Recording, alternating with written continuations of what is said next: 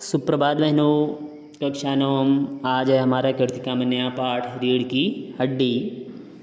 जगदीश चंद्र माथुर जी की है।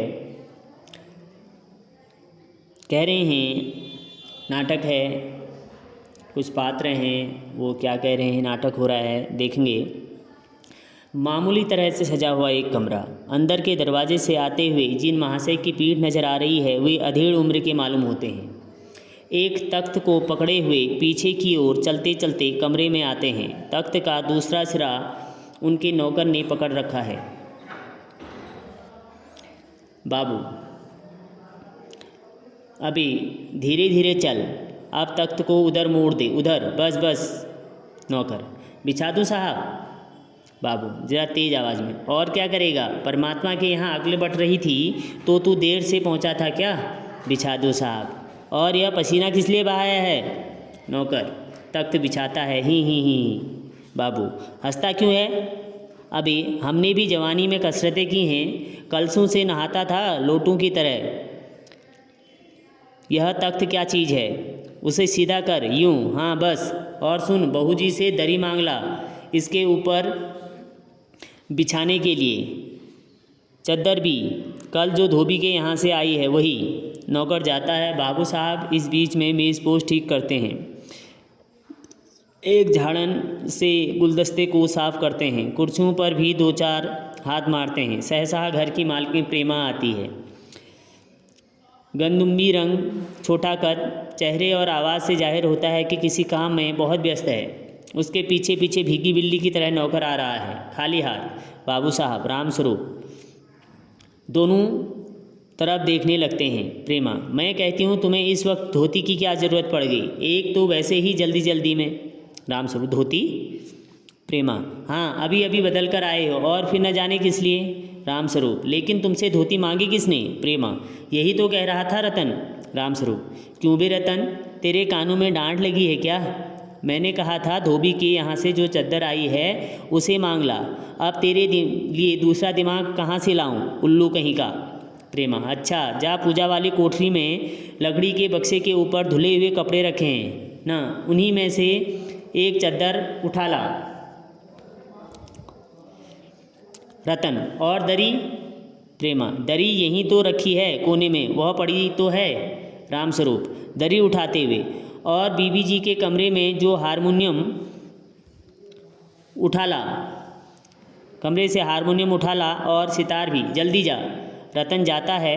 पति पत्नी तख्त पर दरी बिछाते हैं। प्रेमा, लेकिन वह तुम्हारी लाडली बेटी तो मुंह फुलाए पड़ी है। राम स्वरूप, मुंह फुलाए, और तुम उसकी माँ, किस मर्ज की दवा हो? जैसे तैसे करके वे लोग पकड़ में आए हैं। अब तुम्हारी बेवकूफ़ से सारी मेहनत बेकार जाए तो मुझे दोष मत देना। प्रेमा, तो मैं ही क्या करूं? सारे जतन करके तो हार गई। तुम्ही ने उसे पढ़ा लिखा कर इतना सिर चढ़ा रखा है। मेरी समझ में तो ये पढ़ाई लिखाई के जंजाल आते नहीं। अपना ज़माना अच्छा था, आ ई पढ़ ली, गिनती सीख ली, और बहुत हुआ तो स्त्री सुबोधनी पढ़ ली। सच पूछो तो स्त्री सुबोधनी में ऐसी ऐसी बातें लिखी हैं, ऐसी बातें कि क्या तुम्हारी BA MA की पढ़ाई होगी, और आजकल के तो लक्षण ही अनोखे हैं। राम स्वरूप, ग्रामोफोन बजा होता है, ग्रामोफोन बाजा होता है ना। प्रेमा, क्यों? राम स्वरूप, दो तरह का होता है, एक तो आदमी का बनाया हुआ, उसे एक बार चलाकर जब चाहे रोक लो, और दूसरा परमात्मा का बनाया हुआ रिकॉर्डर, एक बार चढ़ा तो रुकने का नाम नहीं। प्रेमा, हटो भी, तुम्हें ठिठोली ही सूझती रहती है। यह तो होता नहीं कि उस अपनी उमा को राह पर लाते। अब देर ही कितनी रह गई है उन लोगों के आने में। राम स्वरूप, तो क्या हुआ है? तो हुआ क्या? प्रेमा, तुम्ही ने तो कहा था कि जरा ठीक ठाक करके नीचे आना लाना। आजकल तो लड़की कितनी ही सुंदर हो, बिना टीम टाम के भला कौन पूछता है। इसी मारे मैंने पाउडर उसके सामने रखा था, पर उसे तो इन चीज़ों से न जाने किस जन्म की नफ़रत है। मेरा कहना था कि आंचल में मुंह लपेट कर लेट गई। भाई मैं बाज आई तुम्हारी इस लड़की से। राम स्वरूप, न जाने कैसा इसका दिमाग है, वरना आजकल की लड़कियों के सहारे तो पाउडर का कारोबार चलता है।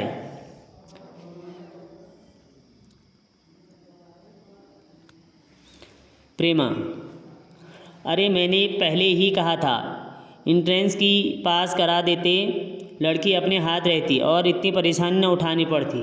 पर तुम तो रामस्वरूप बात काट कर चुप चुप दरवाजे में झांकते हुए, तुम्हें कतई अपनी ज़बान पर काबू नहीं है। कल ही यह बता दिया था कि उन सब लोगों के सामने जिक्र और ढंग से होगा, मगर तुम तो अभी से सब कुछ उगले देती हो। उनके आने तक तो न जाने क्या हाल करोगी।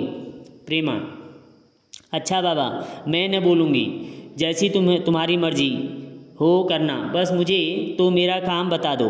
रामस्वरूप, तो उमा को जैसे हो तैयार कर लो, न सही पाउडर, वैसे कौन बुरी है, पान लेकर भेज देना उसे, और नाश्ता तो तैयार है ना। रतन का आना। आ गया रतन, इधर ला इधर, बाजा नीचे रख दे, चद्दर खोल, पकड़ तो जरा उधर से, चद्दर बिछाते हैं। प्रेमा, नाश्ता तो तैयार है, मिठाई तो वे लोग ज़्यादा खाएंगे नहीं, कुछ नमकीन चीज़ें बना दी हैं, फल रखे ही हैं, चाय तैयार है और टोस्ट भी, मगर हाँ मक्खन तो आया ही नहीं। रामस्वरूप, क्या कहा, मक्खन नहीं आया? तुम्हें भी किस वक्त याद आई है?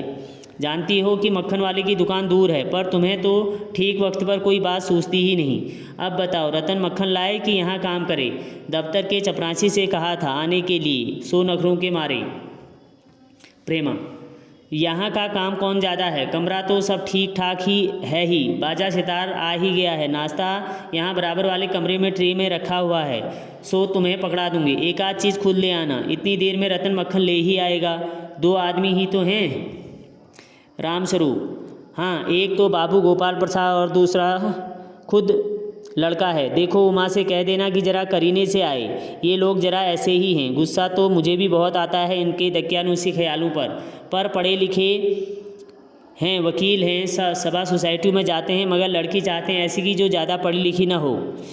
प्रेमा, और लड़का? रामस्वरूप, बताया तो था तुम्हें, बाप शेर है तो लड़का सवा शेर, बीएससी के बाद लखनऊ में ही पढ़ता है, मेडिकल कॉलेज में, कहता है कि शादी का सवाल दूसरा है, तालीम का दूसरा। क्या करूं, मजबूरी है, मतलब अपना है, वरना इन लड़कों और इनके बापों को तो ऐसी कोरी कोरी सुनाता कि ये भी। रतन, जो अब तक दरवाजे के पास चुपचाप खड़ा हुआ था, जल्दी बाबूजी। रामस्वरूप, क्या है? रतन, कोई आते हैं। रामस्वरूप, दरवाजे से बाहर झांक कर जल्दी मुंह अंदर करते, अरे प्रेमा, वे आ भी गए। नौकर पर नज़र पड़ते ही, अरे तू यहीं खड़ा है बेवकूफ़, गया नहीं मक्खन लाने? सब चौपट कर दिया, अबे उधर से नहीं, इधर अंदर के दरवाजे से जा। नौकर अंदर जाता है, और तुम जल्दी करो प्रेमा, उमा को समझा देना, थोड़ा सा गालेगी। प्रेमा जल्दी से अंदर की तरफ आती है, उसकी धोती ज़मीन पर रखे बाजे से अटक जाती है। प्रेमा, यह बाजा वह नीचे ही रख गया, कमबख्त। रामस्वरूप, तुम जाओ, मैं रखे देता हूँ, जल्दी। प्रेमा जाती है, रामस्वरूप बाजा उठाकर रखते हैं, किवाड़ों पर दस्तक। रामस्वरूप, हाँ, आइए, हाँ।